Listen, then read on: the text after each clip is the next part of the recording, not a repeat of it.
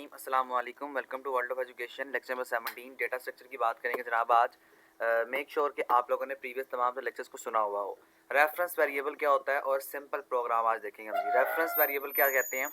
Before proceeding ahead, आप किसी भी हेड को प्रोसीड करने से पहले ये बात देखते हैं कि उसका रेफरेंस वेरिएबल क्या है। देखें ये आप CS 201 के अंदर पढ़ के आ चुके हैं। रेफरेंस वेरिएबल के अंदर ना हम ये बात देखते हैं कि जो हमारे पास रेफरेंस होता है यानी कि जिसकी सिफारिश जिसे कहा जाता है, तो रेफरेंस वेरिएबल के साथ एक साइन मस्ट यूज होता है, that is called and. Basically ये एंड यहाँ पे तो नहीं होगा, लेकिन सिर्फ आपको समझाने के लिए बता रहा हूँ, इसको एंड कहते हैं। होता भी ये साइन जो है वो वाकईतन एंड का ही है, लेकिन ये रेफरेंस के लिए इस्तेमाल होता है। ये आपका बड़ा इंपॉर्टेंट MCQs है कि अगर हमारे पास रेफरेंस वेरिएबल होगा तो हम वहाँ पे कौन सा साइन यूज करेंगे, तो वहाँ पे हम एंड का साइन यूज करेंगे। ठीक है, मेक श्योर कि आपने एंड के साइन को याद रखना है। एंड के साइन को हम कहते हैं रेफरेंस वेरिएबल, आपने इसको भूलना नहीं है। ठीक है जी। अब यहाँ पे देखो एंड नेम, तो ये क्या हो रहा है, ये बेसिकली एंड का साइन इस्तेमाल हो रहा है। ठीक है, एंड यानी रेफरेंस वेरिएबल है। इसमें ये होता है कि आपको एक एड्रेस में दे दिया जाता है, यानी कि रेफरेंस के अंदर का मतलब होता है कि आपको एक जो है वो एग्जैक्टली मेमोरी का एड्रेस मिल जाता है। जिस तरह देखें मेरे पास ये मेमोरी है ना, मेमोरी अब आपको पता लग गया होगा कि ब्लॉक के अंदर डिवाइड होती है। अब जब मेमोरी का ब्लॉक देखें, मैंने फर्ज किया कि मैंने इस रेफरेंस से, ये मुझे बताएगा कि ये आपका डेटा पड़ा हुआ है यहाँ पे। आपको ऊपर पूरी मेमोरी के अंदर देखें यहाँ से लेकर यहाँ तक आपको तलाश करने की अपने वर्ड को जरूरत नहीं, ये आपका टाइम बच जाएगा। ये आपका ब्लॉक पड़ा हुआ है, यहाँ पे आपका डेटा पड़ा हुआ है, बाकी सारा आपको तलाश करने की जरूरत नहीं, बाकी सारा आपको टाइम कंज्यूमिंग है, यानी कि बाकी आपका टाइम जो बच जाएगा। तो ये बेसिकली रेफरेंस वेरिएबल का वर्ड है। रेफरेंस वेरिएबल का मतलब होता है कि आपको एक एड्रेस प्रोवाइड कर दिया जाता है और उस एड्रेस की मदद से आप अपने जो कॉन्सेप्ट्स हैं, आप अपनी जो डेटा है उसको एक्सेस कर सकते हैं। ये बात याद रखिएगा कि यही काम पॉइंटर्स का होता है। पॉइंटर्स क्या होते हैं? ये खास किस्म के वेरिएबल होते हैं जो कि आपको एड्रेस ही प्रोवाइड करते हैं। तो बेसिकली ये उसी कैटेगरी का काम करते हैं जो कि पॉइंटर्स काम करते हैं। ये दोनों में फ़र्क याद रखना है। मैं इसको थोड़ा सा अगर जूम कर दूं आपके लिए, तो देखें ये एंड का वर्ड होगा जी रेफरेंस के लिए, और ये जो स्टार है इसका मतलब है पॉइंटर्स। दोनों में डिफरेंस याद रखिएगा। जहां पर स्टार आएगा वहां पर हम पॉइंटर्स को इस्तेमाल करेंगे, जहां पर एंड आएगा वहां पर हम जो है वो रेफरेंस वर्ड को इस्तेमाल करेंगे। और इसको डिक्लेयर करने का तरीका क्या है? इंट यानी आपकी डेटा टाइप, साथ पॉइंटर का साइन यानी star, PTR is the shortest form of pointer, and x और at the end semicolon as usual, this is the statement. तो यहाँ पर हम इसको इस तरह से राइट कर देंगे। तो ये आपने बस फर्क याद रखना है। तो ये इंपॉर्टेंट है, ये आपसे पेपर में बहुत दफा पूछा जा चुका है, आपसे भी पूछा जाएगा। ठीक है जी। ओके, आगे देखें तो इसको इंसर्ट करने का तरीका क्या है, ये आपको शॉर्टेस्ट फॉर्म में बता रहा है। बार बार जो मैंने आपको बता दिया, मैं आपको डायरेक्टली आपके प्रोग्राम के ऊपर लेके चलते हूँ। तो ये देखिए, ये इसका जनाब आपको बता रहा है कि अगर आपने कोई ओल्ड वैल्यू से -1 करना है किसी भी फंक्शन में से, तो उसको किस तरह करेंगे। देखें, old value equal to old value -1, यानी कि ओल्ड वैल्यू फर्स्ट कीजिए मेरे पास थी 2, ये बराबर होगी 2 - 1 के। तो किसके बराबर आएगा? ये 1 आंसर आ जाएगा। तो ये ओल्ड वैल्यू के अंदर जो है वैल्यू सेव हो जाएगी। इस तरह से देखें, अब आप ये बता रहा है कि पॉइंटर्स के अंदर इसको कैसे लिखा जाएगा। बेसिकली आपका सारा एड्रेस पॉइंटर से और जो है ना रेफरेंस वेरिएबल उसी से रेलिवेंट है। ये देखें, ये आपके पास स्टार है, उससे यहाँ पे देखो ये भी स्टार है, यानी कि ओल्ड वैल्यू -2, पहले उसने एज इट इज लिखा हुआ था, अब उसने इसको रेफरेंस यानी उसने इसको जो है वो एक पॉइंटर्स के थ्रू लिख दिया। इसको कहते हैं कि इस तरह से हम इसको डी रेफरेंस कहते हैं। यानी कि यहाँ पे क्या हो रहा है, ये डी रेफरेंस के लिए इस्तेमाल किया जा रहा है। डी रेफरेंस का मतलब होता है कि हमने वैल्यू को डिक्रीज करना है, डिक्रीज करने के लिए हम जो है इस्तेमाल करते हैं डी रेफरेंस का वर्ड। ठीक है, इसी तरह से अब यहाँ पे देखिए जब एंड आएगा, अब ये देखो -3, अब यहाँ पे क्या हो रहा है, यहाँ पे -3 यानी कि जो है वो अब यहाँ पे एंड यानी कि रेफरेंस का वर्ड। ये देखें, थोड़ा सा मैं जूम कर दूं तो दोबारा से इस प्रोग्राम को जरा अंडरस्टैंड कीजिए कि ये एंड है यानी रेफरेंस वर्ड। अब यहाँ पे क्या है, ये रेफरेंस दे रहे हैं कि भाई ओल्ड वैल्यू में से माइनस करके जो भी वैल्यू है उसको ओल्ड वैल्यू, जहाँ पर मेमोरी पड़ी है, ये आपकी मेमोरी है, यहाँ पे ओल्ड वैल्यू पड़ा हुआ है, तो यहाँ पे ओल्ड वैल्यू की मेमोरी को यहाँ पे जाके सेव कर दो। तो ये देखें, ये यहाँ पे जाके आपकी मेमोरी सेव हो जाएगी और आपको डायरेक्टली अगर आप इसे एक्सेस करेंगे तो आप डायरेक्टली यहाँ से जाएंगे और यहाँ जाने के बाद इसको डायरेक्टली एक्सेस कर लेंगे, आपको आगे पीछे जाने की जरूरत ही नहीं रहती है। तो ये बेसिकली काम होता है हमारे पास एंड का यानी रेफरेंस ऑपरेटर का। इस एंड के और रेफरेंस ऑपरेटर को आपने याद रखना है। ठीक है, ये अब आपको टुकड़ों के अंदर एक जो है प्रोग्राम समझा रहा है, जिसके अंदर ये देखें वो आपको बता रहा है कि प्रोसेस इसमें क्या है, इसमें टुकड़ों में प्रोग्राम में जो आपको बता रहा है उसका भी आपको एक जो है वो तस्वीरी खाका दिखा रहा है कि ये कोड है, ये स्टैटिक डेटा है, यहाँ पे स्टैक डेटा स्ट्रक्चर पड़ा हुआ है, यहाँ पे हीप पड़ी हुई है। अब ये इसको एक्सेस कर रहे हैं, तो ये कौन आपको यानी ये किस तरह बताने के काबिल हुए, तो ये हम इसलिए बताने के काबिल हुए क्योंकि हमने इसको एड्रेस प्रोवाइड कर दिया।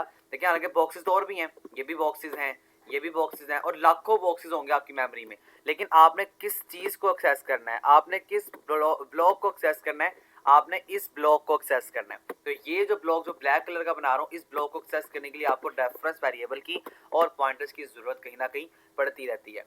मेक श्योर कि कॉन्सेप्ट आपका क्लियर जो है वो हो चुका होगा। ठीक है जी, एक मिनट हम इसको आगे चेकआउट कर लेते हैं। नेक्स्ट को देखें तो यहाँ पर आपको दोबारा से आपकी सिर्फ मेमोरी के लिए, आपको याद करवाने के लिए, आपको रिमाइंड करवाने के लिए दोबारा से and sign before the name of a variable my int, ये किसके लिए यूज होता है, ये हमारे पास एड्रेस होता है। इस फंक्शन को कहते हैं कि हमने ये पॉइंटर का कॉन्सेप्ट इस्तेमाल किया है। पॉइंटर का काम ये होता है कि आपको वैल्यू, आपको मेमोरी का एड्रेस प्रोवाइड कर दिया जाता है। ये देखें, ये आपको बता रहा है कि माई इन, इसको कहते हैं कॉलर, यानी कि फंक्शन को कॉल करना, फंक्शन को बुलाना। तो फंक्शन को बुलाया कैसे जाता है, देखें यहाँ पे इंट मैंने टू, यानी कि बता रहा है कि इस तरह मेमोरी में एड्रेस पड़ा होता है और आप उसको वक्तन फवक्तन जब जब जरूरत पड़ती है अपनी जो है वो ज़रूरियात के मुताबिक जो है वो आप उसको बुलाते हैं, यानी कि आप उसको कॉल करते हैं। आइंदा जब मैं कहूँगा ना फंक्शन हम कॉल कर रहे हैं, तो आपने ये बात याद रखनी है कि अब मेरा कहने का मतलब है कि मैं फंक्शन को बुला रहा हूँ। और how can I call you the function, हम फंक्शन को कॉल करते हैं bye basically the pointers and the reference variables. और रेफरेंस वेरिएबल की जो पहचान है वो ये होगी कि इसके साथ क्या यूज होगा, एंड का यूज होगा, यानी एंड जहां पर भी आएगा वहां पे हमने रेफरेंस का वर्ड इस्तेमाल किया होगा, और जहां पे स्टार आएगा वहां पर हमने पॉइंटर का वर्ड, P फॉर पॉइंटर और R फॉर रेफरेंस। तो पॉइंटर और रेफरेंस के वर्ड को इस्तेमाल करने के लिए हम इस्तेमाल करेंगे इस तरह के कॉन्सेप्ट्स को। ठीक है, मेक श्योर कि इसको आपने पढ़ना सारा, यानी कि रीडिंग आप खुद करेंगे तो आपको समझ आ जाएगी। अब यहाँ पे यानी मैं आपको सारे कॉन्सेप्ट क्लियर करवा रहा हूँ, लेकिन रीडिंग करने से मुराद है कि आपके एमसीक्यू तो मजीद डिटेल कॉन्सेप्ट आपको समझ आएगी कि जो मैं आपको बता रहा हूँ। ठीक है, अब ये देखिए, अब यहाँ पे क्या हो रहा है, यहाँ पे वो कह रहा है कि 31 ये इसमें पड़ा हुआ है, इसका कोड ये है। मेमोरी के अंदर ना हमारे पास बेसिकली इंडेक्सेस होते हैं। अब ये देखो, अब इसका कोड क्या है, इसका कोड है 1072 और 31। अब 1068 यहाँ पे कोई वैल्यू नहीं है। अब फर्ज करो मैंने कोई वैल्यू यहाँ पे स्टोर करनी है, तो मेरी जो वैल्यू है वो यहाँ से हटके यानी यहाँ पे, अब यहाँ पे आ जाएगी। ये स्टोरिंग का जो मामला होता है ना, वो हमारा ऑपरेटिंग सिस्टम जिसे हम OS कहते हैं वो हैंडल करता है। तो ये इंटरनल मामलात में कुछ हिस्सा आपको बता रहा है। अभी ये टोटली फंक्शनैलिटी या टोटल फंक्शनैलिटी आपको यहाँ पे नहीं बताई जा रही है। देखें, अब आपने किसी भी चीज़ को माइनस करना है, देखो 31 ओल्ड वैल्यू थी, आपने कहा ओल्ड वैल्यू -3, कि ओल्ड वैल्यू में से माइनस कर दो 3 को। अब यहाँ पे इसका मतलब क्या है कि अब नई वैल्यू कहाँ पे जाकर सेव हो जाएगी जी, ओल्ड वैल्यू में। ओल्ड वैल्यू कहाँ पड़ा हुआ है, यहाँ पड़ा हुआ है इस कॉन्सेप्ट पे।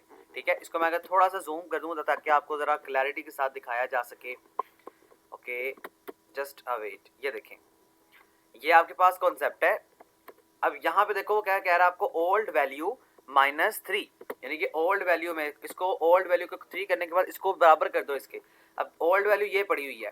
देखिए पहले कॉन्सेप्ट क्या था, यानी कि पहले यहाँ पे चीज़ ये थी कि पहले हमारे पास 31 वैल्यू थी, अब आप माइनस करेंगे 3 तो 28 कहाँ पे सेव हो जाएगा, दोबारा से ओल्ड वैल्यू के अंदर सेव हो जाएगा। तो मेमोरी में इस तरह काम किया जा रहा होता है। ठीक है, तो सिंपल है, ये तस्वीरी खाका आपको बता रहा है। मैं उम्मीद करता हूँ ये खाका आपको समझ आ चुका होगा। ठीक है, बाकी आपको तमाम जो चीज़ें वही बता रहा है जो मैं आपको ऑलरेडी बता चुका हूँ। ये आपका टोटल फंक्शन है जी, जो मैंने आपको तोड़ तोड़ के समझाया है। ये आपको एक दफ़ा जोड़ के बता रहा है। मैं आपको एक दफ़ा इसकी फंक्शनैलिटी बता दूँ, जिसमें सिंपल कॉन्सेप्ट आपने ये याद रखना है कि हमने किस तरह वर्किंग करनी है उसके अंदर, रेफरेंस के अंदर, और जो हमारे पास है पॉइंटर्स के कॉन्सेप्ट, उसको आपको रिवाइज करवा रहे हैं। देखें, सबसे पहले आप हेडर फाइल को इंक्लूड करेंगे, कॉल बाय वैल्यू यहाँ पे करेंगे, इंट यहाँ पे -1 आप फंक्शन कॉल करेंगे और कहते हैं ओल्ड वैल्यू में से 1 को माइनस कर दो और रिटर्न करवा दो उसको इसमें ओल्ड वैल्यू में। यानी अब आपको मैंने ऊपर बताया किस तरह काम होगा। इस तरह आप फंक्शन 2 के लिए भी यही काम करेंगे, फंक्शन 3 के लिए भी यही काम करेंगे। पहले 1 थी, फिर 2 थी, फिर 3। मेन पार्ट में आगे आपने कहा जी इंट माई इन, यानी कि 31 जो है वो बेसिक वैल्यू है, यानी 31 बेसिक है। अब पहले उसमें से 1 आपने जो है वो माइनस करना है, फिर आपने 2 माइनस करना है, फिर आपने 3 माइनस करना है। तो देखें यहाँ पे आपने क्या किया, आपने -1 के लिए तमाम चीज़ों को सी आउट करवा दिया, फिर आपने -2 के लिए तमाम चीज़ों को सी आउट करवा दिया, फिर अब आप -3 के लिए, ये देखिए इंट -3 के लिए तमाम चीज़ों को सी आउट करवाएंगे। तो ये देखें, पहले वो कह रहा है 1 माइनस होगा, तो पहले 30 थी तो क्या हो जाएगी, 31 थी तो आपकी वैल्यू 30 हो जाएगी, फिर उसके बाद 29 हो जाएगी, फिर उसके बाद 28 हो जाएगी। तो ये आपका सिंपल सा आउटपुट था। पेपर में प्रोग्रामिंग इतनी ज़्यादा नहीं आती, बट मेक श्योर कि कॉन्सेप्ट्स क्लियर होना बहुत ज़रूरी है। ठीक है, मैं उम्मीद करता हूँ आपको कॉन्सेप्ट समझ आ चुका होगा। थैंक यू, अल्लाह हाफिज़।